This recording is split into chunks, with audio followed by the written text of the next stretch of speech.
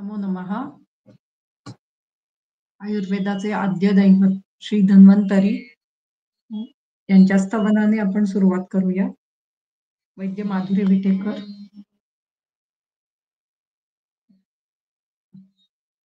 वैद्य माधुरी विटेकर स्तवन म्हणत आहेत.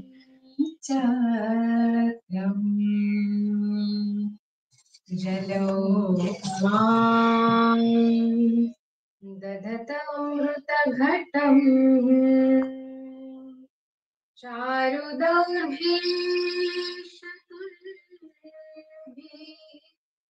सूक्ष्मस्वच्छातिरुद्रांशुकपरिविलसन् मौलिमम्भोजनेत्रम्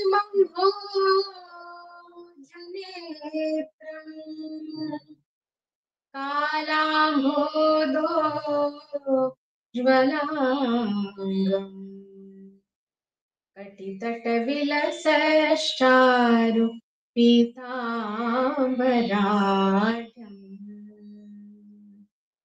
वन्दे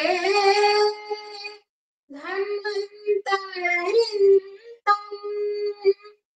निखिलगगन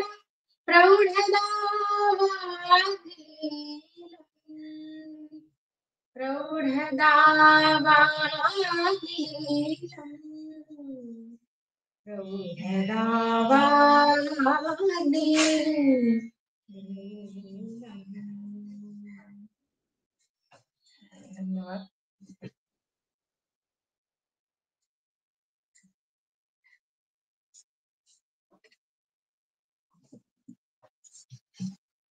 सुरू करूयात आपण.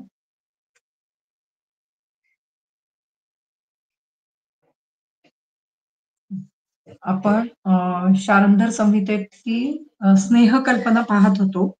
त्याच्यामध्ये स्नेहामध्ये किती तेलद्रव्य, किती द्रवद्रव्य घ्यायचे याच्याबद्दलचं वर्णन आतापर्यंत आपण पाहिलेलं आहे. म्हणजेच त्याचं स्वरूप कसं असावं, स्नेह तयार करताना स्नेहामध्ये काय काय घालायचं आहे याचं वर्णन पाहिलं. त्याच्यामध्ये मृदू द्रव्य, कठीण द्रव्य आणि मध्यम द्रव्य हे असे वेगवेगळे प्रकार असताना त्याच्यामध्ये किती पाणी घालायचं याचं वर्णन आपण पाहिलं.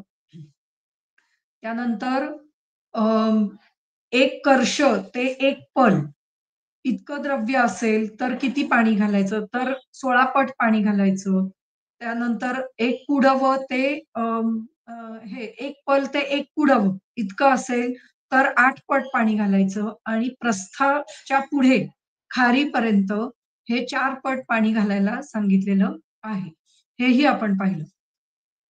त्याच्यानंतर पुन्हा पुढे जर पाणी, काढा किंवा स्वरस असं असेल तर त्या प्रत्येकाचं प्रमाण किती असायला पाहिजे. दूध, दही, मांसरस इत्यादी जर गोष्टी असतील तर त्यांचं प्रमाण किती असायला पाहिजे याचं वर्णन आपण सगळं पाहिलं. त्याच्यातही पुढे जाऊन त्यांनी असं म्हटलेलं आहे की जर या स्नेहामध्ये 5 पेक्षा जास्त द्रव असतील तर ती सर्व द्रव मिळून स्नेहाच्या समान इतकं द्रवभाग व्हायला पाहिजे. अशा प्रकारे ही वर्णन आपण पाहिलं.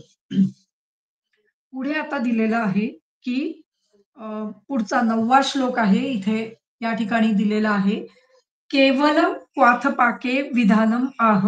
आता याच्या पुढे अजून फक्त क्वाथ असेल, फक्त कल्क असेल तर काय काय करायचं याचं वर्णन आलेलं दिसतं. द्रव्येण केवलेनैव स्नेहपाको भवेत् यदि तत्र अंबुपिष्टः कल्कः स्यात् जलं च अत्र चतुर्गुणम्. क्वाथेन केवलेनैव पाको यत्र ईरितः क्वचित् क्वाथ्यद्रव्यस्य कल्कोऽपि तत्र स्नेहे प्रयुज्यते. अशा प्रकारे त्यांनी केवळ क्वाथ किंवा केवळ कल्क असेल तर काय करायचं याचं वर्णन केलेलं दिसतं. पहिलं वाक्य आहे द्रव्येण केवलेनैव स्नेहपाको भवेत् यदि. म्हणजे केवळ एखाद्या द्रव्याने आपल्याला स्नेहपाक करायचा आहे. म्हणजे आपल्याकडे एक समजा गुळवेल येऊन पडलेली आहे आणि त्या गुळवेलीचा आपल्याला आता स्नेहपाक म्हणजे गुळूची सिद्ध तेल तयार करायचं आहे. तर काय करायचंय, तत्र अंबुपिष्टः कल्कः स्यात्. आता हा अंबुपिष्ट कल्क हा जास्त करून गुळवेलीच्या चूर्णाचा म्हणजे कुठल्याही द्रव्याच्या चूर्णाचा करावा लागतो. हं. अंबुपिष्ट कल्क. जर आपल्याकडे अख्खं गुळवेलीसारखं द्रव्य असेल, तर आपल्याला अंबुपिष्ट कल्क नाही करता येत. आपल्याला ते द्रव्य कुटून म्हणजे क्षुण्ण, कुट्टित वगैरे जे शब्द आपण पाहिले, तर तशा प्रकारे आपल्याला ते द्रव्य कुटून मग ते काढ्यामध्ये घालावं लागतं. पण इथे चक्क अंबुपिष्ट कल्क असं म्हटलेलं आहे. याचा अर्थ असा होतो, की चूर्ण घ्यायचंय आपल्याला आणि त्याच्यामध्ये पाणी घालायचंय आणि त्याचा कल्क तयार करायचा आणि मग तो त्या कल्कामध्येच पुन्हा 4 पट जल घालायचं कल्कामध्ये. म्हणजे आधी कल्क करून ठेवायचा, तो थोडा वेळ भिजवून ठेवायचा आणि मग त्या कल्कामध्ये 4 पट जल म्हणजे पाणी घालायचं. मग त्याच्यामध्ये स्नेह घालायचा. हं. तर अशा प्रकारे आणि हे जलमच अत्र चतुर्गुणम म्हणजे पुन्हा ते क्वाथद्रव्य सॉरी स्नेहाच्या चतुर्गुण म्हणजे स्नेहाच्या 4 पट म्हणजे ज्या प्रकारे आपण स्नेह करतोय तयार, कल्कात चतुर्गुणी कृत्य घृतम वा तैलमेव वा, तशाच प्रकारे आपल्याला हे तयार करायचं आहे. हं. हे इथे झालं. त्याच्यानंतर क्वाथेन केवले नैव. आता हा वरती झाला कल्प. हं, म्हणजे त्या ठिकाणी त्यांनी कुठलाही इतर क्वाथ सांगितलेला नाहीये. चूर्ण आणायचंय, त्याचा कल्क तयार करायचा आहे, त्याच्यामध्ये 4 पट पाणी घालायचं, त्याच्यामध्ये स्नेह घालायचा आणि ते उकळायला ठेवायचं. हं, आणि स्नेह स्नेह पूर्ण तयार करायचा. पुढे दिलेलं आहे, की जर आपल्याला एखाद्या फक्त काढ्याचा स्नेह तयार करायचा असेल, तर काय? क्वाथेन केवलेनैव पाको यत्र ईरितः क्वचित् क्वाथ्यद्रव्यस्य कल्कोऽपि तत्र स्नेहे प्रयुज्यते. तर काय करायचं? जर कुठलंही हे द्रव्य दिलेलं नाहीये आपल्याला म्हणजे इतर इतर द्रव्य दिलेली नाहीये. समजा आपल्याला दशमूळाचा काढा दिलेला आहे आणि त्याचा आपल्याला जर स्नेह करायचा असेल, दशमूळ तेल तयार करायचं आहे. हं, तर काय करायचंय? तर क्वाथेन केवलेनैव फक्त क्वाथानी ज्यावेळेला आपण पाक पाक म्हणजे स्नेहपाक करत असू, यत्र ईरितः क्वचित. ईरितः म्हणजे म्हणजे तयार करणे किंवा अं, ईर किंवा ईर हा धातू आहे तिथे आणि त्याचं ईरितः हे कर्मणी भूतकालवाचक धातुसाधित विशेषण झालेलं आहे. जर आपल्याला ते करायचं असेल, तर काय करायचंय? तर किंवा करत असू तर काय करायचंय? क्वाथ्यद्रव्यस्य कल्कोऽपि त्या क्वाथ्यद्रव्याचा सुद्धा कल्क तयार करायचा. म्हणजे दशमूळ काढा घेतलाय, त्या दशमूळाचा कल्क आपण घ्यायचा आहे आणि तोच त्याच्यामध्ये घालून त्याच्यापासून स्नेहविधी करायचा आहे. म्हणजे जास्त करून केवळ कल्क, केवळ क्वाथ असं सहसा करायचं नसतं.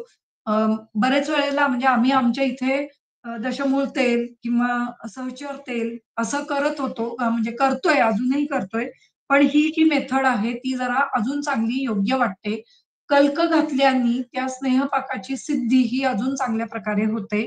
पुन्हा कल्क असताना आपल्याला ते स्नेहपाक पूर्ण झालाय का नाही याचीही कल्पना योग्य प्रकारे येऊ शकते. कारण की वरती तयार होण्याचं काम हे त्या कल्कामुळे होत असतं. तर त्यामुळे ज्यावेळेला आपल्याला क्वाथापासून एखादा स्नेह बनवायचा असेल, त्यावेळेला त्याचा कल्कही तिथे वापरायचा आहे. म्हणजे त्याचं चूर्ण आणायचं आणि ते पाण्यामध्ये पिष्ट करायचं, थोडा वेळ ठेवायचं आणि मग तो कल्क त्या तेलामध्ये घालायचा आणि क्वाथ, कल्क आणि स्नेह असं एकत्र स्नेहपाक बनवण्यासाठी ठेवायचं. हं. अथ केवलद्रव्यस्य स्नेहपाकार्थं मानम् आह द्रव्येण इति. तत्र द्रव्यं स्नेहचतुर्थंशं कल्कार्थं वारि तावत् देयं यावत् कल्कः स्यात्. आता काय लिहिलेलं आहे? तत्र द्रव्यं स्नेहात चतुर्थांश म्हणजे स्नेहाच्या 1/4 म्हणजे स्नेहाच्या चौथा भाग इतकं कल्कद्रव्य आपल्याला घ्यायचंय. हं. स्नेहात चतुर्थांशम कल्कार्थम वारी आणि स्नेहाच्या चतुर्थांश कल्कासाठी वारी म्हणजे पाणी घ्यायचं आहे आपल्याला. तावत देयम तोपर्यंत घालायचंय जोपर्यंत कल्क तयार होत नाही. म्हणजे कल्काचं कुठलंही मान सांगितलेलं नाहीये, की कल्कामध्ये किती पाणी असावं, याचं कुठलंही प्रमाण सांगितलेलं नाही. कारण प्रत्येक द्रव्याची जलशोषणाची जी काही कपॅसिटी आहे, ती वेगवेगळी असू शकते. त्यामुळे आपल्याला अ, त्या त्या द्रव्याने किती जल शोषण करू शकतं, त्याच्यानुसार आपल्याला त्या कल्कामध्ये घालायचं पाणी, पाण्याचं प्रमाण हे ठरवायचं आहे. यतः पेषणे जलस्य परिमाणं न स्यात्. कारण पेषण म्हणजे पिष्टी. पिष्टी करण्यासाठी पाण्याचं परिमाण सांगितलेलं नाहीये. हं. जलम चात्र चतुर्गुणम आणि याच्यामध्ये पुन्हा वेगळं पाणी 4 पट घालायचंय. म्हणजे कल्क तयार करण्यासाठी वेगळं पाणी घ्यायचंय. ते त्याच्याने कल्क सिद्ध करायचा आहे. कल्क करून तो थोडा वेळ ठेवायचा आहे. एखाद दुसरा तास ठेवायचा आहे आणि मग त्याच्यामध्ये 4 पट पाणी घालायचं आहे. अत्र कल्के जलम पानीयम चतुर्गुणम देयम स्नेहमानार्थम इति अर्थः. म्हणजे कल्कासाठी वेगळं पाणी घ्यायचं आहे आणि चतुर्गुण जे पाणी सांगितलेलं आहे ते स्नेहमानार्थम म्हणजे स्नेह तयार करण्यासाठीच ते वेगळं पाणी सांगितलेलं आहे. इति अर्थः असा त्याचा अर्थ होतो. एके द्रव्यमानात चतुर्गुणम जलम इति व्याख्यानयति तद न मनोहरम कल्कद्रव्य अल्पत्वात्. हं. अ, एके म्हणजे काही काही एका आचार्यांचं म्हणणं असं आहे. त्याला एकीय सूत्र असंही म्हटलं जातं. काही 4 प्रकारची सूत्र असतात. सूत्र, शिष्य सूत्र, एकीय सूत्र आणि अं, प्रतिसंस्कर्ता सूत्र. तर त्यातलं हे एकीय सूत्र आहे. एकीय म्हणजे कोण्या एका वेगळ्या आचार्यांनी सांगितलेलं सूत्र किंवा वचन. आता हे आलेलं आहे टीकेमध्ये. तरी आपण त्याला एकीय सूत्र असं म्हणता येऊ शकतं. जास्त करून जे याच्यामध्ये आलेले असतात म्हणजे जे वरच्या सूत्रांमध्ये आलेले असतात, ती त्या आचार्यांची मतं अशी तिथे वर्णिली जातात. त्याला एकीय सूत्र असं म्हणतात. परंतु जरी टीकेमध्ये आलं, तरी त्यालाही आपण एकीय सूत्र असं म्हणू शकतो. म्हणजे एका कोणीतरी आचार्यांनी सांगितलेलं सूत्र. एके द्रव्यमानात चतुर्गुणम जलम इति व्याख्यानयति तद न मनोहरम. ते काही योग्य नाही. मनोहर नाही म्हणजे मनाला पटत नाही. हं. की जे काही द्रव्याच्या 4 पट इतकंच जल घ्यायचं हे काही मनाला पटत नाही. कल्कद्रव्य अल्पत्वात कारण कल्कद्रव्य हे अगदी थोडंसं असतं आणि त्याच्यामध्ये आपण म्हणजे स्नेहाच्या अ, 4था भाग इतकंच कल्कद्रव्य असतं आणि त्याच्या 4 पट पाणी म्हणजे फक्त स्नेह एवढंच पाणी घ्यावं लागेल, तर ते काही योग्य नाही, असं त्यांचं म्हणणं आहे. त्यामुळे कल्क त्याच्या 4 पट स्नेह आणि त्याच्या 4 पट स्नेहाच्या 4 पट हे पाणी आपल्याला घ्यायचं आहे. हं. अपरम अपि आह क्वथित क्व क्वाथेन इति क्वाथेन केवलेनैव याचं वर्णन करतायत. दुसरं म्हणजे अपरम म्हणजे दुसरं म्हणजे दुसऱ्या प्रकारे कसं स्नेहपाक तयार करायचा आहे, त्याचं वर्णन आता पुढे करत आहोत. यत्र स्नेहे क्वचित् इति अनुक्ते केवलेन क्वाथेन कृत्वा पाकः कथितः तत्र स्नेहे क्वाथ्यद्रव्यस्य कल्कः कार्यः. हे ज्या ठिकाणी अनुक्त असेल, की कोणतं कल्कद्रव्य घ्यायचंय, हे ज्या ठिकाणी अनुक्त आहे, म्हणजे सांगितलेलं नाहीये, त्या ठिकाणी आणि जिथे फक्त क्वाथाने पाक तयार करायचा आहे, क्वाथाने स्नेहपाक तयार करायला सांगितलेलं आहे, त्या ठिकाणी क्वाथ्य द्रव्याचाच कल्क आपल्याला वापरायचा आहे. क्वाथार्थं च अत्र चतुर्गुणं जलम् इति तेन येनैव द्रव्येण क्वाथः क्रियते तेनैव तत्परिमितेन च द्रव्येण अयमपि कृत्वा अत्र चतुर्गुणेन च जलेन सह साध्यः पूर्वं क्वाथेन साध्यः पश्चात् कल्केन इति अर्थः. म्हणजे काय सांगितलंय? कल्कार्थं च अत्र चतुर्गुणं जलम् अ, इति तेन येनेव द्रव्येण क्वाथः क्रियते. म्हणजे कल्कासाठी 4 पट पाणी घालायला सांगितलेलं आहे. त्यामुळे अ, ज्या द्रव्याने क्वाथ तयार केला जातो, क्वाथा हा क्रियते, तेनेव त्यानेच तत्परिमितेन च द्रव्येण अयमपि कृत्वा त्याच द्रव्याने हा कल्क तयार करायचा आहे. द्रव्येण अयमपि कृत्वा अत्र चतुर्गुणेन च जलेन सह साध्य हा 4 पट जलाने तो साध्य करायचा आहे. आणि पूर्वम क्वाथेन साध्यः पश्चात कल्केन इति अर्थः. आता हे वर्णन जे आहे ते अजून कोणीतरी वर्णन केलेलं असं दिसतं. या ठिकाणी काय दिलेलं आहे, की कल्कासाठी 4 पट जल घ्यायला वरती सांगितलेलं आहे. त्यामुळे आपण काय करायचंय, ज्या ज्या द्रव्याचा आपण ज्या क्वाथ्य द्रव्याने आपण स्नेह सिद्ध करत आहोत, त्याच क्वाथ्य द्रव्याचा आपल्याला कल्क तयार करायचा आहे. पण कल्क करत असताना त्याच्यामध्ये 4 पट पाणी घालून तो साध्य करायचा आहे. असं त्यांचं वर्णन इथे आलेलं दिसतं. हं. चतुर्गुणेनच्या जलेन साध्य आणि मग काय करायचंय, पहिल्यांदा क्वाथानी तो तो स्नेह सिद्ध करायचा आहे आणि मग नंतर जे काही 4 पट पाणी घालून आपण कल्क तयार केलाय, त्याच्यानी पुन्हा एकदा तो स्नेह आपल्याला सिद्ध करायचा आहे. असं वर्णन या ठिकाणी आलेलं दिसतं. म्हणजे या ठिकाणी आपल्याला स्नेह हा 2 प्रकारांनी तयार करायचा आहे. पहिल्यांदा क्वाथाने सिद्ध करायचा आहे आणि त्यानंतर कल्कानी पुन्हा एकदा सिद्ध करायला सांगितलेलं आहे. हं.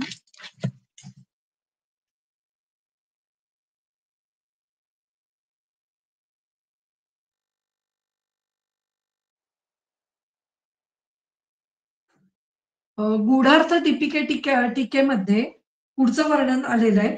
म्हणजे या ठिकाणी वरती जर आपण दीपिका टीका बघितली तर ती 2-3 प्रकारे त्याचं वर्णन करते. म्हणजे पहिल्यांदा कल्काने सिद्ध स्नेहपाक, त्यानंतर क्वाथाने सिद्ध स्नेहपाक. मग केवळ क्वाथाने न करता आपण त्या ठिकाणी कल्क ही वापरायचा आहे. हं.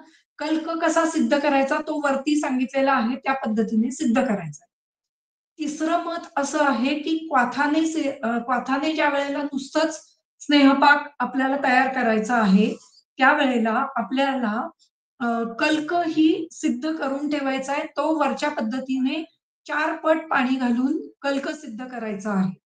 आणि मग क्वाथानी पहिल्यांदा स्नेह सिद्ध करायचा आणि मग पुन्हा कल्कानी त्याच द्रव्याच्या कल्कानी पुन्हा स्नेह सिद्ध करायचा आहे. अशा प्रकारे इतकं वर्णन त्या ठिकाणी आलेलं आहे. आता जर इकॉनॉमिकली पाहता हे सगळं करणं खूप अवघड जातं. त्यामुळे अनेक वेळेला जर अ, साधं सिद्ध केलेलं तेल तयार करायचं असेल, तर आपण नुसतं क्वाथानीही करू शकतो. हं. त्याचेही काही प्रमाणात रिझल्ट नक्कीच मिळतात. पण जितक्या तुम्ही भावना चांगल्या द्याल, जितकं ग्रंथोक्त पद्धतीने जाल, तेवढ्या तुम्हाला तुम्हाला रिझल्ट्स हे जास्तीत जास्त चांगले मिळायला मदत होते. त्यामुळे पण ते इकॉनॉमिकली खूप महाग पडण्याची शक्यता असू शकते. त्यामुळे त्या पद्धतीनेच आपल्याला विचार करायचा आहे. ज्या ठिकाणी फार गरज नसेल, तिथे काढा सिद्ध करून स्नेह तयार करणं ही एक साधी-सुधी पद्धत आहे. पण ज्या ठिकाणी खूप गरज आहे, पेशंट खूप मोठा व्याधी घेऊन आलेला आहे, त्या ठिकाणी मात्र आपल्याला कल्क घालून व्यवस्थित ज्याप्रमाणे ग्रंथोक्त पद्धतीने स्नेह सिद्ध करायला सांगितलेला आहे, त्या पद्धतीनेच आपल्याला तो स्नेह सिद्ध करायचा आहे. हं. पुढे गूढार्थ दीपिके टीकेमध्ये असं म्हणतात, "केवलेन क्वाथेन यदि स्नेहपाको भवेत्, तत्र अम्बुपिष्टः कल्को जलं चतुर्गुण क्वाथेन इति." इदं पद्यं पूर्वश्लोकस्य एकार्थत्वात् प्रक्षिप्तं नेयम्. म्हणजे या ठिकाणी पुन्हा वरच्या पद्धतीनेच गूढार्थ दीपिका टीकेमध्ये सांगितलेलं आहे, की क्वाथाने करत असताना त्या ठिकाणी कल्क घ्यायचा आहे, पण त्या कल्कामध्ये पुन्हा 4 पट पाणी घालून पुन्हा ते सिद्ध करायचं आहे. म्हणजे क्वाथ आपण घेतोच आहे. तो जवळ-जवळ अ, स्नेहाच्या समभाग किंवा स्नेहाच्या 4 पट इतका आहेच आहे. हं. पण तरी सुद्धा आपल्याला पुन्हा एकदा कल्क हा सुद्धा 4 पट पाणी घालून सिद्ध करायचा आहे. आणि त्याप्रमाणे आपल्याला तेल किंवा तूप असं तयार करायचंय. अशा प्रकारे इथे क्वाथ, कल्क कसे वापरायचे हे वर्णन आलेलं दिसतं. आता पुढे वर्णन आलेलं आहे, की कल्कहीनस्तु यः स्नेहः म्हणजे मी आत्ता जे म्हटलं तसं, की जर आपल्याला क्वाथच म्हणजे फक्त क्वाथापासूनच स्नेहपाक तयार करायचा आहे, तर तसंही आपण करू शकतो. त्याला म्हणतात कल्कहीनस्तु यः स्नेहः कल्काच्या शिवाय जो स्नेह तयार होतो, साध्य केवले द्रवे म्हणजे तो केवळ द्रवाने साध्य झालेला असतो. म्हणजे केवळ द्रवभाग त्याच्यामध्ये असतो. मग त्याच्यामध्ये क्वाथ असेल किंवा स्वरस असेल किंवा दूध अ, किंवा इतर काही पातळ द्रव्य असं आपण त्या ठिकाणी घेऊ शकतो. हं. कल्कहीनैति यः स्नेहो घृतं तैलादिकः कल्कहीनः कल्करहितो रहितो भवेत् सः केवले द्रवे साध्यः. द्रव्यम अत्र चतुर्गुणम स्नेह परिमाणात आणि द्रव्य किती घालायचं या ठिकाणी 4 पट द्रव्य आपल्याला स्नेहाच्या पेक्षा घालायचं आहे. अथ केवल द्रव साधनमाह कल्कहीने स्नेहे साधनमाह यः कल्कहीनः स्नेहः स केवले द्रवे साध्यः. कल्कहीन असा स्नेह हा केवळ द्रवाने साध्य करायचा आहे. पुढे पुढे वर्णन आलेलं आहे की पुष्पकल्क हा एक वेगळा प्रकार या ठिकाणी सांगितलेला दिसतो. म्हणजे फुल झाडांपासून तयार केलेला कल्क. हं. मग वेगवेगळ्या प्रकारची फुलं आपण औषधामध्ये वापरत असतो. त्याच्यामध्ये नागकेशर आहे किंवा लवंग आहे किंवा चंपक आहे, केतकी आहे, जातीकुसुंब आहे. ती पुढे नावं दिलेली आहेत टीकेमध्ये. अशा प्रकारची फुलं वापरून काही औषधं तयार केली जातात. नागकेशर हे बऱ्याच औषधांमध्ये वापरलं जातं. त्या नागकेशराचे पुंकेसर म्हणजे केसर म्हणजे ती एक प्रकारे फुलंच असतात त्याची. त्यातले केसर असतात फुलांमधले. तर त्यांनी सिद्ध आपल्याला पुष्पकल्क असा तयार करता येतो. पुष्पकल्कस्तु यः स्नेहः तत्र तोयम चतुर्गुणम म्हणजे ज्या ठिकाणी आपल्याला नागकेशर सिद्ध तेल करायचंय किंवा लवंग सिद्ध लवंगादी तेल मिळतं. जे दातांच्या तक्रारीसाठी किंवा जिथे आपल्याला वेदना कमी करायच्या आहेत, त्या ठिकाणी आपल्याला वापरता येतं. हं. असं ते लवंगादी तेल किंवा चंपक तेल किंवा अ, केतकी सिद्ध काही औषधी किंवा जाती सिद्ध घृत वगैरे आपण तयार करू शकतो, जे सुकुमार अ, व्यक्तींना आपल्याला वापरता येऊ शकतं. हं. तर अशा प्रकारचा जर स्नेह करायचा असेल, तर त्याच्यामध्ये पाणी किती घालायचंय? तर 4 पट पाणी घालायचं आहे. स्नेहे स्नेह अष्टमांशश्च पुष्पकल्कः प्रयुज्यते. स्नेहामध्ये 1/8 इतक्या प्रमाणात अ, पुष्पकल्क आपल्याला वापरायचा आहे. म्हणजे 1/8 भाग पुष्पकल्क, त्याच्यामध्ये स्नेह आणि मग त्याच्यामध्ये 4 पट पाणी अशा प्रकारे आपल्याला करायचं आहे. इदानीं पुष्पकल्कस्य परिमाणम् आह पुष्पकल्क इति. यः पुष्पकल्कसंज्ञः स्नेहः तत्र स्नेहे तोयं पानीयं चतुर्गुणं देयं चतुर्गुणता च स्नेहात स्नेहपरिमाणात इति अर्थः. स्नेहाच्या परिमाणाच्या 4 पट इतकं पाणी आपल्याला घ्यायचं आहे. 6 पुष्पकल्काः स्नेहं अष्टमांशो योज्यत इति. स्नेहाच्या 8 भाग इतका पुष्पकल्क वापरायचा आहे. म्हणजे तो खूप कमी प्रमाणात वापरायचा आहे. आता काही ठिकाणी आपल्याला दिसतं एकास चारास 16 काही ठिकाणी असं दिसतं एकास आठास 4 म्हणजे एकास आठास 8 चोक 32 असं पण आपल्याला दिसतं. म्हणजे एक भाग कल्क असेल तर 8 भाग इतका स्नेह घालायचा आहे आणि त्याच्या 4 भाग इतकं जल किंवा इतका काढा आपल्याला वापरायला सांगितलेला आहे. हं. तर अशा प्रकारे वेगवेगळ्या प्रकारे स्नेहाचे जे काही कॉम्बिनेशन्स असतात किंवा प्रमाणं असतात, ती वेगवेगळी असू शकतात. त्याप्रमाणे आपल्याला ते द्रव्य सिलेक्ट करताना किंवा कुठलंही द्रव्य आपल्या स्नेहपानासाठी तयार करायचं आहे, त्याचा स्नेह सिद्ध करायचा आहे, तर ते योग्य प्रकारे आपल्याला निवडावं लागतं आणि त्याच्यामध्ये ज्या पद्धतीने सांगितलंय मृदू, मध्य, कठीण या प्रकारे आपल्याला त्याच्यामध्ये स्नेह आणि त्याच्याबरोबर जल, वाथ किंवा स्वरस असे घालावे लागतात. दीपिका टीकेमध्ये म्हटलेलं आहे, "इदानीं पुष्पकल्कस्य परिमाणम् आह पुष्पकल्क इति." यः पुष्पकल्कसंज्ञः स्नेहः तत्र स्नेहे तोयं पानीयं चतुर्गुणं देयं गुणता च स्नेहात् स्नेहपरिमाणात् इति अर्थः. स पुष्पकल्कः स्नेह अष्टमांशो योज्यत इति अर्थः. स्नेहस्य अष्टमांशं तेन साम्यो योज्य इति अर्थः. म्हणजे पुन्हा तेच आलंय, स्नेहाच्या 8 भाग कमी करायचे. पुष्पाणी यथा नागकेशर कुंकुम, कुंकुमाची पण फुलंच मिळतात. म्हणजे कुंकू नावाचं द्रव्य मिळतं आणि त्याची फुलं मिळतात. ही फुलं आपल्याला या ठिकाणी वापरायची आहेत. लवंग, लवंग पण एक स्वतः फूल आहे. लवंग हे स्वतः जे लवंग आपण खातो ते फळ नाहीये लवंगाचं, ते लवंगाचं पुष्प आहे. त्यामुळे त्याच्यानंतर लवंग, दमन, दमन म्हणून दमनक, सूरपुष्प, हं. दमनक म्हणून काही वनस्पती सांगितलेली आहे. सूरपुष्प म्हणून सांगितलेले आहे.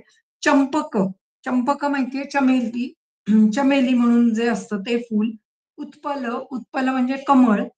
पुंडरीक हे पांढरे कमळ असतं. उत्पल हे लाल कमळ आणि पुंडरीक हे किंवा उत्पल म्हणजे आरक्त वर्णी जे काही कमळ असतं ते म्हणजे उत्पल आणि पुंडरीक म्हणजे पांढऱ्या रंगाचं कमळ.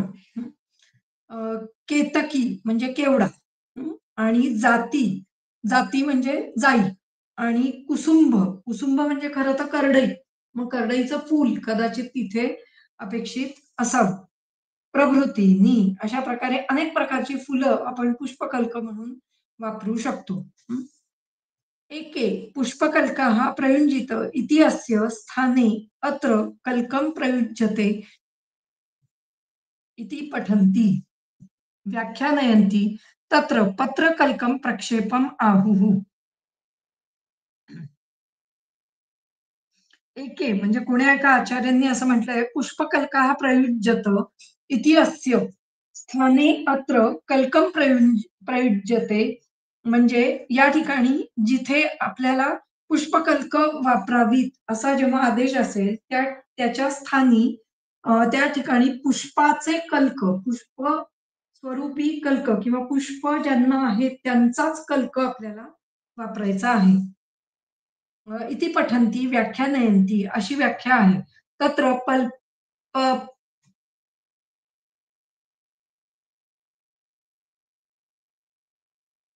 तत्र पत्रकल्कं प्रक्षेपम आहुः. त्या ठिकाणी पत्रकल्प ही आपण वापरू शकतो.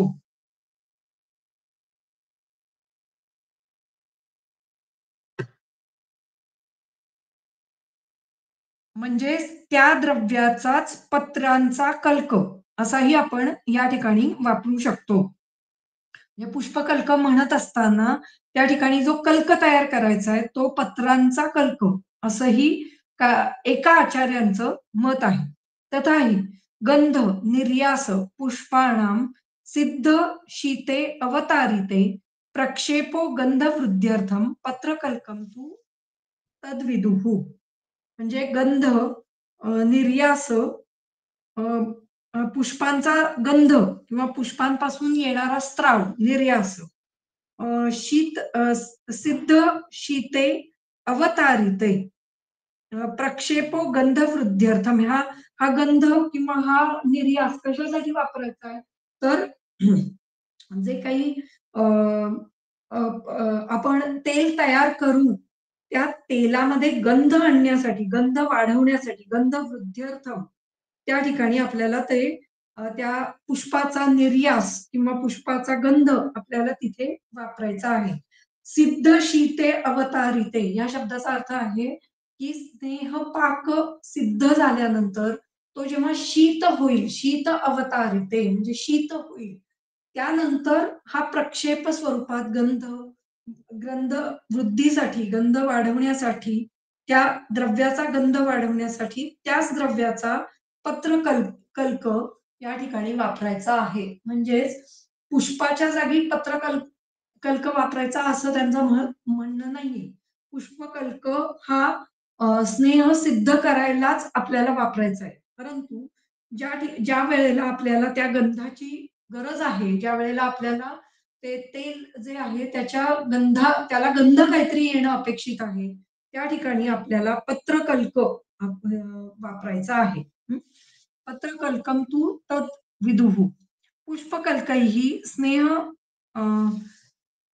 स्नेहसाध्यम आह पुष्प इति यस्मिन् स्नेहे पुष्पकल्को दीयते स पुष्पकल्कः स्नेहः. ज्या स्नेहामध्ये कल्क दिला जातो त्याला पुष्पकल्क स्नेह म्हणतात. तत्र तोयम जलम चतुर्गुणम स्नेहात पुष्पकल्कः कियत् परिमितो दीयते इति अत्र आह स्नेहम अष्टमांशश्च. स्नेहाच्या अष्टमांश इतका पुष्पकल्क वापरायचा आहे. पुष्पकल्क हा प्रयुज्यते इति. अशा प्रकारे पुष्पकल्कापासून तयार झालेल्या स्नेहाचं वर्णन इथे आलेलं दिसतं.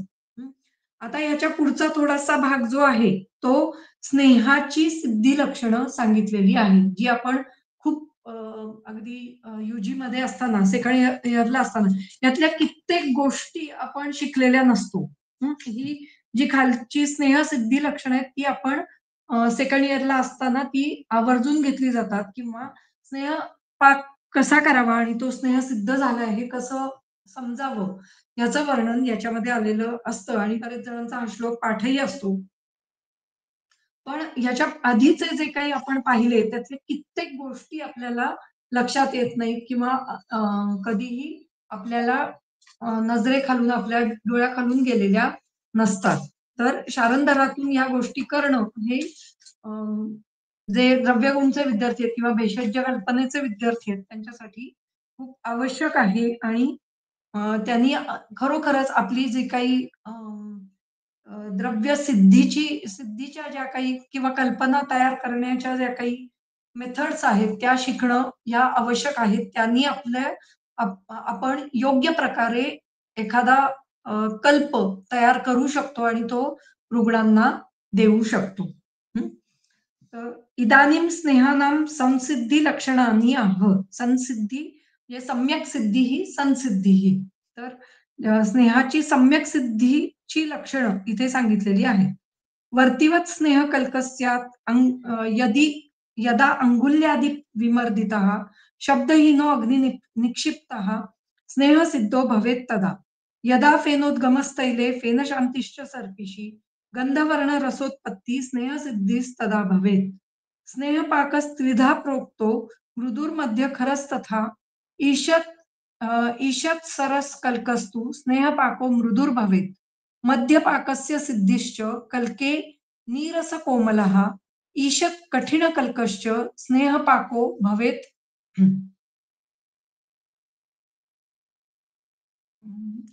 इथलंच चाललंय ना. हा, स्नेहपाको भवेत् खरः तद ऊर्ध्वं दग्धपाकः स्यात् दाहकृत निष्प्रयोजनः. अशा प्रकारे वर्णन आलेलं इथे दिसतं. काय सांगितलंय? वर्तीवत स्नेह कल्कस्यात, वरती झाली पाहिजे. ज्या वेळेला आपण स्नेह तयार करतो त्यावेळेला कल्क, स्नेह आणि क्वाथ त्यातलं आपण क्वाथाचं जे काही पाणी आहे ते उकळल्याने आपोआप उडून जातं. पण कल्क काही त्याच्यातून बाहेर पडू शकत नाही. तो कल्क हा जेव्हा वर्तीवत म्हणजे वरतीच्या समान त्याची एखादी वात तयार करता येईल असा जेव्हा तो सिद्ध होतो त्यावेळेला स्नेह सिद्ध झालं असं म्हटलं जातं. ही एक स्नेहसिद्धीची एक परीक्षा आहे. पुढची आहे अंगुल्यादि विमर्दिता. म्हणजे तो कल्क केवळ वरती झालीये एवढंच नाही, जेव्हा तो आपण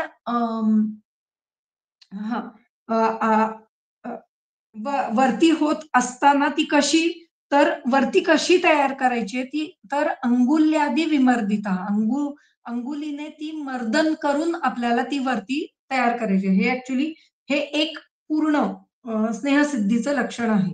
म्हणजे वरती ही कशी अंगुल्यादि विमर्दितः ती वरती तयार झाली पाहिजे. अंगुलीने त्याचं मर्दन करता आलं पाहिजे आणि ती मर्दन केल्यानंतर त्याची वात बनली पाहिजे. अशा प्रकारे तो कल्क तयार व्हायला पाहिजे. पुढे काय शब्दहीनो तो जे काही घृत तैल जे आहे त्याच्यातला जो काही शब्द आहे, बुडबुडे आहेत किंवा जे काही शब्द आपल्या कानावर पडतात स्नेहसिद्धीचे, ते कमी झालेले पाहिजेत. शब्दहीन झाला पाहिजे. शब्दहीनो अग्निनिक्षिप्तः म्हणजे ज्याच्यातून वाफ येणं बंद झालेलं आहे. एक मिनिट सॉरी, शब्दहीनो अग्निनिक्षिप्तः याचा अर्थ अग्नीवर टाकल्यानंतर त्याच्यातला शब्द येणं बंद झालं पाहिजे. म्हणजे हे कसं करायचं? हे याच्यासाठी एक म्हणजे आपल्याला प्रयोग करून बघावा लागतो. ज्या वेळेला स्नेह चालू असतो आणि तो आता होत आलाय, अशा वेळेला एखादा कागद घ्यायचा. त्या कागदावर तो स्नेह थोडासा घालून ठेवायचा आणि मग त्याच पात्राच्या खाली जी काही आग आपण लावलेली असते, त्याच्यामध्ये तो कागद जाळायचा. त्या जाळल्यानंतर जर त्याच्यातून अ, आवाज आला म्हणजे बुडबुडे येण्याचा आवाज आला किंवा तो स्नेह जर तयार नसेल तर चुरचुरण्याचा आवाज म्हणजे त्याच्यामध्ये पाणी आहे हे आपल्याला कळत राहतं. तो चुरचुरण्याचा आवाज यायला नको. ह्याला शब्दहीन हा शब्द वापरलेला आहे. अग्निनिक्षिप्तः म्हणजे अग्नीवर टाकल्यानंतर. म्हणजे जर आपण थोडं उलटं करतो याच्यामध्ये. आपण अग्नीवर न टाकता आपण त्या कागदाला अग्नी लावतो. ते दोन्हीही एकाच प्रकारे येऊ शकतं किंवा करून पाहायला हरकत नाही. अग्नीवर टाकल्यावर जर तो स्नेह तडतडला, तर त्याच्यामध्ये पाणी आहे असं आपल्या लक्षात येईल. शब्दहीनो अग्निनिक्षिप्तः स्नेहसिद्धो भवेत् तदा. स्नेह सिद्ध झालाय असं आपल्याला लक्षात घ्यायचं आहे. पुढे काय यदा फेनोद्गमस्तैले ज्या वेळेला फेनाचा उद्गम होतो, तो म्हणजे तेलसिद्धीचं लक्षण आहे. तैलामध्ये काय होतो? तैलामध्ये ज्या वेळेला फेनाचा उद्गम होतो, फेन म्हणजे फेस यायला लागतो, त्यावेळेला तेल सिद्ध झालंय असं आपण समजायचं आहे. फेन शांतीश्च सर्पिशी आणि घृतामध्ये फेन म्हणजे फेस जो आहे तो बंद झालेला आहे असं आपल्याला लक्षात घ्यायचं आहे. केवळ ह्या 2 गोष्टी म्हणजे वरती आणि अग्निनिक्षिप्त स्नेह आणि तिसरं आहे फेनोद्गम. हे सांगून झाले तरी ते थांबत नाहीत. ते म्हणतात, "गंध वर्ण रसोत्पत्तीही." तुम्हाला पाहिजे तो गंध आलेला आहे का नाही? तुम्हाला योग्य वाटतोय तो वर्ण आलाय का नाही? योग्य वाटतोय तो रस त्याच्यात उत्पन्न झालाय का नाही?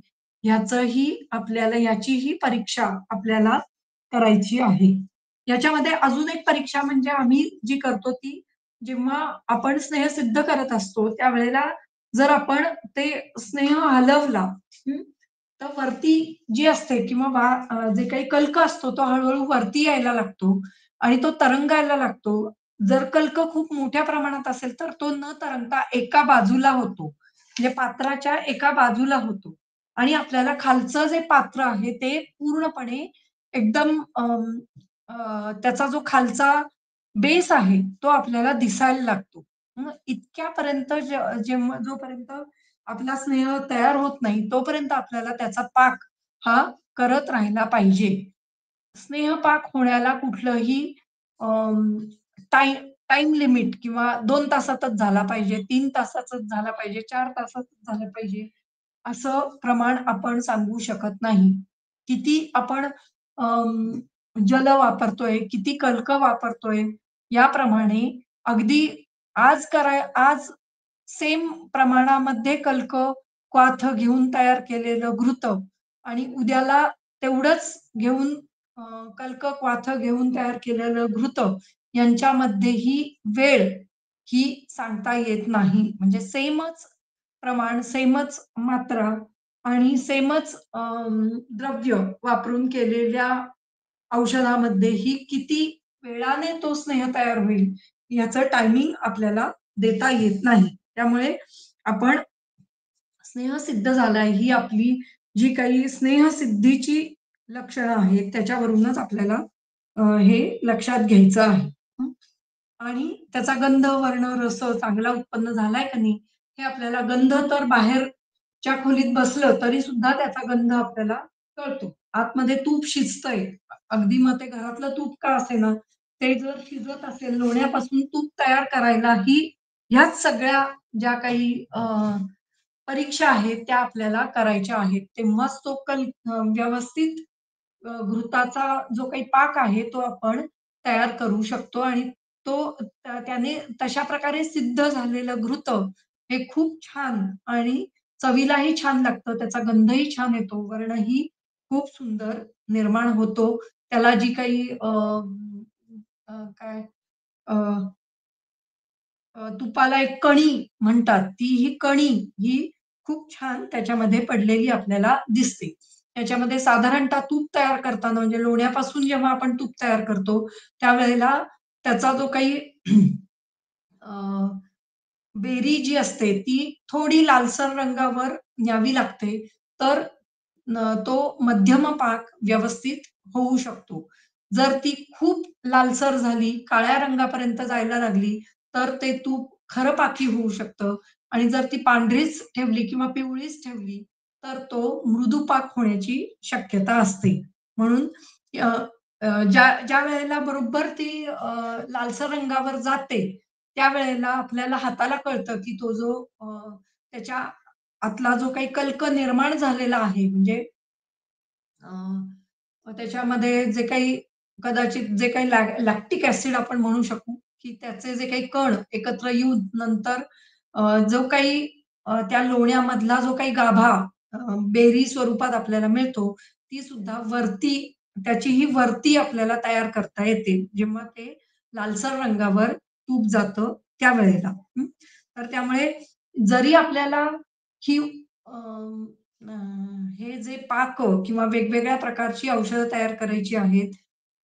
मी मागच्याही लेक्चरला हेच सांगितलं होतं, की ज्यांना चांगला स्वयंपाक येतो, त्यांना हे अशा प्रकारे जे काही अ, औषधीकरण आहे, ते खूप चांगल्या प्रकारे येण्याची शक्यता जास्तीत जास्त असते किंवा ज्यांना औषधीकरण चांगलं येतं, त्यांना नक्कीच स्वयंपाक हा चांगला येत येत असतो. हं. तर गंधवर्ण रसोत्पत्ती स्नेहसिद्धीस तदा भवेत. त्यावेळेला स्नेहसिद्धी झाली, असं आपण लक्षात घ्यायचं आहे. स्नेहपाक त्रिधा प्रोक्तो. स्नेहपाक हा 3 प्रकारचा सांगितला आहे. मृदू, मध्य, खरस्तथा. मृदू, मध्य आणि खरं. आता त्यांनी ते सांगतायत, की मृदू पाक म्हणजे काय? तर ईशत सरसकल्कस्तु. सरसकल्क म्हणजे ज्याच्यामध्ये रस अजून बाकी आहे. सरस, रसेन सहितः कल्कः. ईशत म्हणजे अगदी थोडासा. ईशत सरस कल्कस्तु स्नेह पाको मृदूर भवेत. अशा प्रकारचा जो कल्क आहे तो त्या असा प्रकारचा जर कल्क त्या स्नेहामध्ये राहिला, तर तो स्नेहपाक हा मृदू झाला आहे, असं आपण लक्षात घ्यायचं आहे. हं. मध्यपाकस्य सिद्धिश्च कल्के नीरस पण कोमल.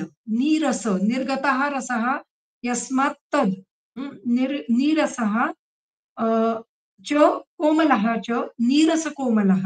हं. नीरस कोमले असा शब्द होतो खरं द्वंद्व समास.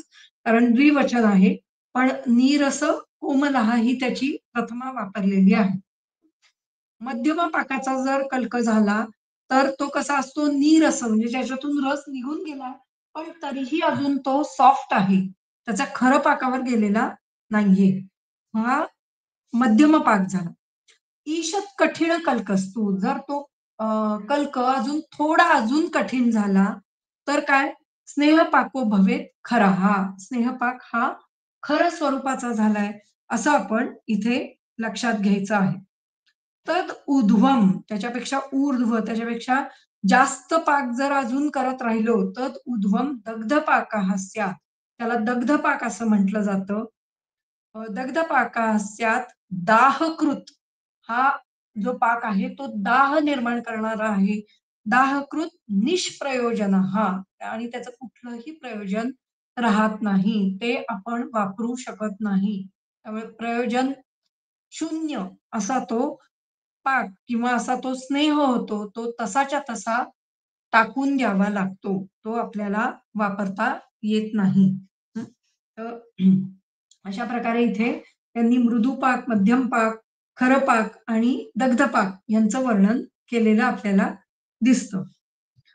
दीपिका टीकेमध्ये म्हणतात वर्तिवद इति यदा स्नेहे परिपाचितः कल्कः अंगुल्या विमर्दितो वर्ती सदृशो भवति तदा सिद्धो ज्ञेयः. जेव्हा परिपाचित कल्क कल्क असं नाव दिलेलं आहे. परिपाचित म्हणजे सर्व बाजूंनी पाचित झालेला परी शब्दाचा अर्थ सभोवतः. परिपाचितः कल्कः सगळ्या बाजूने तो कल्क जेव्हा सिद्ध झालेला आहे, हं, तेव्हा काय होतो तो आणि अंगुलीने विमर्दित होतो. अंगुलीने तो पिडला जातो, तो दाबला जातो, विमर्दितो. वर्ती सदृशो भवती जेव्हा त्याची वर्ती तयार होते, वर्ती सदृशो भवती तदा सिद्धो नेयः तेव्हा स्नेहपाक हा सिद्ध झालेला आहे, असं आपण लक्षात घ्यायचं आहे. अथवा स एव कल्कः यदा अग्नौ निक्षिप्तः तो कल्कच अग्नीवर टाकला. अग्नौ निक्षिप्तः शब्दरहितो भवति. शब्दाशिवाय बनतो. आम्ही या ठिकाणी कल्क न टाकता आम्ही तेलच त्या अग्नीवर टाकतो किंवा तेल एखाद्या कागदावर लावून अग्नी त्याला लावतो. अशा प्रकारेही आपण अ, त्याचं जे काही परीक्षा आहे ती करू शकतो. अथवा स एव कल्कः यदा अग्नौ निक्षिप्तः अग्नीवर टाकल्यावर वर शब्दरहितो भवति जेव्हा शब्दरहित होतो तदा सिद्धो ज्ञातव्यः इति सामान्यम तेव्हा तो सिद्ध झालाय असं आपण म्हणू शकतो. अपरम अपि विशेषम आह दुसरे काही जण किंवा दुसऱ्या आचार्यांनी वेगळ्या प्रकारे सांगितलेलं आहे. यदा स्नेहस्य पाकांते तैले फेनोद्गमो भवति म्हणजे ही वेगवेगळ्या आचार्यांची मतं आहेत, की एकानी एक परीक्षा सांगितली, दुसऱ्यांनी दुसरी परीक्षा सांगितली, तिसऱ्यांनी तिसरी परीक्षा सांगितली. अशा प्रकारे वेगवेगळ्या परीक्षा या ठिकाणी घेतलेल्या आहेत. म्हणजे अ, आपण आजकाल अजून वेगळ्या प्रकारच्या काही परीक्षा करतो. त्याच्यामध्ये सॅच्युरेशन किती आहे, मॉलिक्यूल सॅच्युरेशन किती आहे, हे पाहिलं जातं आणि मग सॅच्युरेटेड आणि अनसॅच्युरेटेड अशा प्रकारचं स्नेह आपल्याला दिसून येतो. तर त्यामुळे जेव्हा घृत जे आहे ते सॅच्युरेटेड मानलं जातं आणि जे तैल आहे ते अनसॅच्युरेटेड असं मानलं जातं. याच्यावर ना एका बहुधा वैद्य असावी ती मला लक्षात नाही. पण किंवा डायटिशियन असावी. तिचं खूप छान सॅच्युरेटेड आणि अनसॅच्युरेटेड ह्याच्यावर स्नेहावर खूप छान व्याख्यान मी एकदा ऐकलं होतं. त्याच्यामध्ये त्यांचं म्हणणं असं आहे, की तेल जेव्हा आपण कढईमध्ये घेतो आणि ते तापवायला ठेवतो, काही वेळेला असं होतं, की ते आपण तेल तापवायला ठेवतो आणि काहीतरी वेगळं काम पटकन निघतं आणि नंतर आपल्या लक्षात येतं, की तेल आता त्याच्यातून वाफ यायला लागलेली आहे. हं. तर अशा प्रकारे जेव्हा आपण तेल इतक्या लेव्हलला गरम करतो, तेव्हा ते सॅच्युरेटेड व्हायला सुरुवात होते आणि मग हे तेल जास्तीत जास्त लिपिड शरीरामध्ये तयार करू शकतं.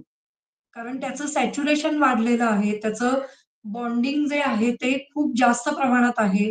ते शरीरामध्ये कुठेतरी अडथळा निर्माण करायला किंवा ऑब्स्ट्रक्शन निर्माण करण्यासाठी अतिशय योग्य झालेलं असतं. आणि त्यामुळे अशा प्रकारचं तेल वापरू नये म्हणून पुन्हा-पुन्हा जे काही आपण तळण करतो, त्या तळणीचं पुन्हा-पुन्हा तेल वापरू नये असं म्हणतात. ते याच गोष्टीसाठी आहे. त्यामुळे जेव्हा निदान तळणीचं तेल तर आपण म्हणजे काही घरांमध्ये वापरतातही. पण निदान ज्यावेळेला आपण अ, काय भाज्या तयार करत असतो, त्यावेळेला तरी तेल घालून लगेच त्याच्यामध्ये फोडणी टाकणं किंवा मोहरी टाकणं, की जेणेकरून आपल्या त्या मोहरीचे तडतडण्याच्या आवाजाने आपल्याला लक्षात येतं, की आता पुढच्या गोष्टी त्याच्यामध्ये टाकायच्या आहेत. त्यामुळे आणि अ, खरोखरच अ, मागे म्हटल्याप्रमाणेच अ, कुठलंही काय औषधीकरण असो किंवा घरातला स्वयंपाक असो, ही खूप पेशन्सची गोष्ट आहे आणि त्यामुळे प्रत्येक गोष्ट करत असताना त्यातली आपल्याला पूर्णपणे त्याच्यामध्ये इन्व्हॉल्व होणं, पूर्णपणे लक्ष घालणं हे तितकंच महत्वाचं आहे. अथवा स एव कल्कः यदा अग्निनिक्षिप्तः शब्दरहितो भवति तदा सिद्धो ज्ञातव्यः इति सामान्यम्. अपरम् अपि विशेषमाह यदा स्नेहस्य पाकान्ते स्नेहपाक झाल्यानंतर तैलामध्ये म्हणजे स्नेहामधील तैल जर आपण घेतलं तर तैले फेनोद्गमो भवति फेनाचा उद्गम होतो. सर्पिषीच फेन शांतीही भवति तदा सिद्ध लक्षणं बोद्धव्यम. त्यावेळेला स्नेह सिद्ध झालेला आहे असं आपण लक्षात घ्यायचं आहे. आजकाल जर पाहिलं तर जर आपण चितळेचं लोणी आणून घृत तयार केलं तर फेनशांती होते, पण आधी फेनशांती व्हायच्या आधी खूप मोठ्या प्रमाणामध्ये फेन निर्माण होतो, असं आपल्याला दिसून येतं. त्यामुळे त्याच्यातलं सॅच्युरेशन खरोखरच काय आहे, हे पाहण्याची गोष्ट आहे. म्हणजे त्याच्यामध्ये खूप विरुद्ध प्रकारांनी आपल्याला जे काही इथे आता सिद्धी लक्षणं आपण दिसतायत, तर ती सिद्धी लक्षणं आपल्याला दिसून येत नाहीत. त्यामुळे खरोखरच त्यातलं सॅच्युरेशन तपासण्याची गरज आहे, असं मला वाटतं. हे इतरही घृतांबाबत असा असेल किंवा कुठल्याही एखाद्या काय लोण्यांबाबत इतर प्रकारच्या असू शकेल. पण अ, वापरताना स्नेहपाक कसा झालेला आहे, योग्य झालेला आहे का नाही, हे पाहणं फार आवश्यक आहे. अ, अ, वर्ण गंध रसोत्पत्तीः अपि स्नेहसिद्धिः स्यात् वर्णादिकमपि तैले सर्पिषी च ज्ञातव्यम. म्हणजे वर्ण गंध रसोत्पत्तीने स्नेहसिद्धी झाली. हे वर्ण वर्ण अधिक हे सुद्धा तैले सर्पिषी च ज्ञातव्यम. तैल आणि सर्पी या दोन्हींमध्ये आपल्याला पाहायचं आहे किंवा समजतं. अधुना त्रिविध स्नेहपाकस्य लक्षणम् आहो. आता 3 प्रकारच्या स्नेहपाकाचं लक्षण इथे सांगितलेलं आहे. ईषत् सरस कल्क इति. यदा कल्के सांद्रता किंचित भवति अग्नौ निक्षिप्ते सती चटचटा शब्दो भवति तदा मृदुपाको ज्ञेयः. किती सुंदर वर्णन आलेलं आहे. तर जेव्हा तो अग्नीवर टाकतो त्यावेळेला चटचट असा शब्द येतो. यदा नीरसो कल्को भवति कोमलश्च न अति कठिणो न अति मृदू इति तदा मध्यपाकः. ज्यावेळेला अतिशय कठीण नाही, अतिशय मृदू नाही असा मध्यम पाक झालेला आहे, कोमल असा कल्क आहे, तो मध्यम पाक असा समजावा.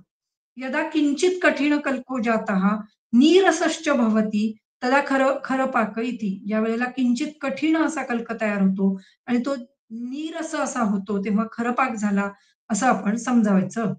एतेषां परीक्षणम् अनुमानतो अवगंतव्यम गुरु सकाश दर्शनाद् वा. म्हणजे एकतर हे परीक्षण स्वतः अनुमानाने जाणावं, ज्यांना खरोखरच व्यवस्थित काय स्नेहपाक करता येतोय किंवा औषधीकरण करता येतंय किंवा ज्यांना खरोखरच घरातील पदार्थ करण्याची सवय आहे, त्यांना हे अनुमानाने समजतं. मानतो अवगंतव्यम. किंवा जर येत नसेल तर गुरु सकाशात दर्शनात वा. गुरुच्या जवळ किंवा शेजारी असताना किंवा गुरुने दाखवल्याप्रमाणे आपण ते जाणायचं असतं.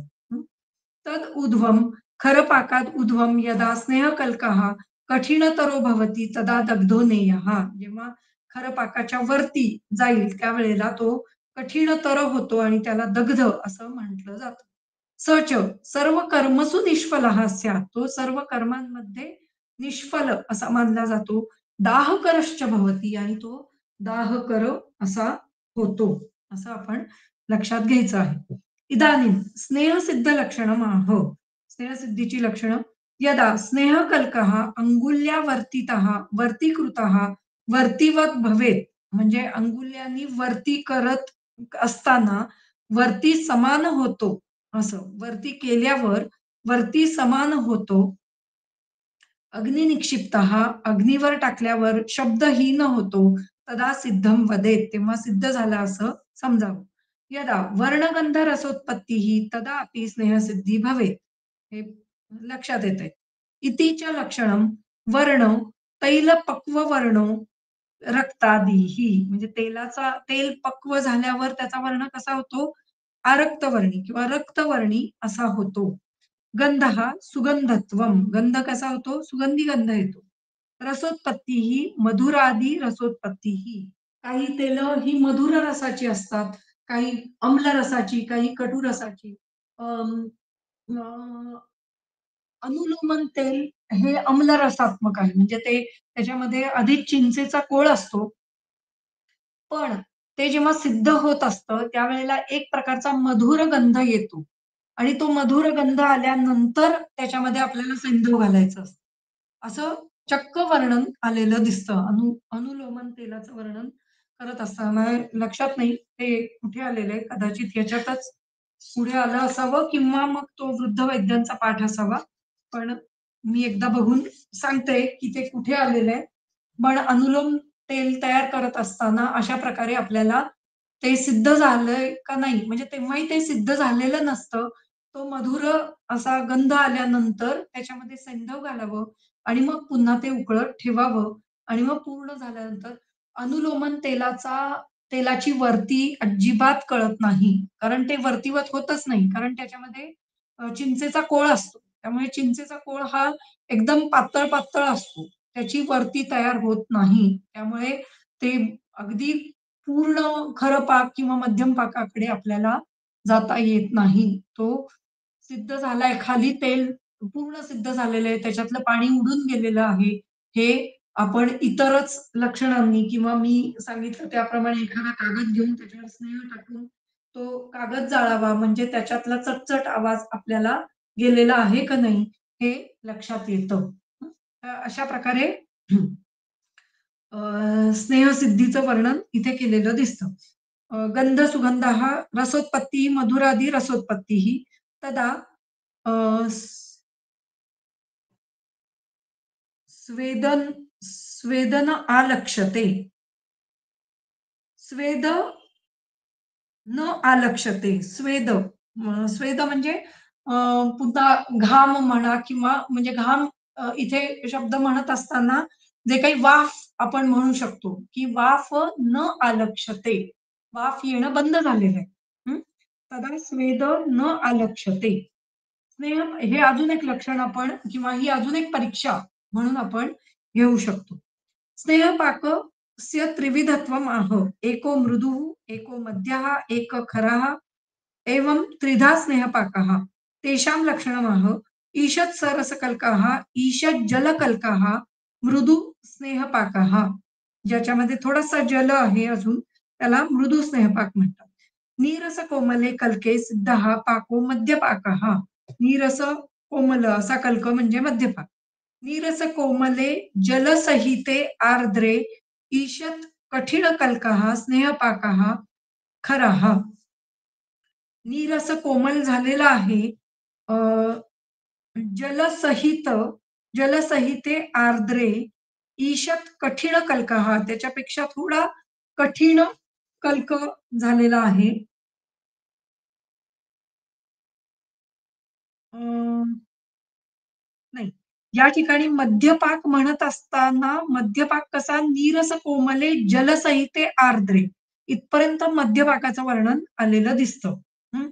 म्हणजे ईषत् सरस कल्कः, ईषत् जल कल्कः, मृदू स्नेहपाकः. इथे मृदू पाकाचं वर्णन संपतं. त्यानंतर नीरस कोमले कल्के सिद्धः पाको मध्यम पाकः, नीरस कोमले जलसहिते. नीरस कोमल म्हणजे काय म्हणायचं? जलसहित आर्द्र असं तिथे आपल्याला मध्यम पाकाचं वर्णन संपतं. त्यानंतर ईषत् कठीण कल्कः हे खरं पाकाचं वर्णन इथे सुरू होतं. ईषत् कठीण कल्कः, स्नेहपाकः, खरः नाहीये का? हां, इथे आहे. ईषत् कठिण कल्कः स्नेहपाकः खरः तत् ऊर्ध्वं दग्धपाको दाहकृत निष्प्रयोजनः. हा दाह निर्माण करणारा आणि निष्प्रयोजन असतो.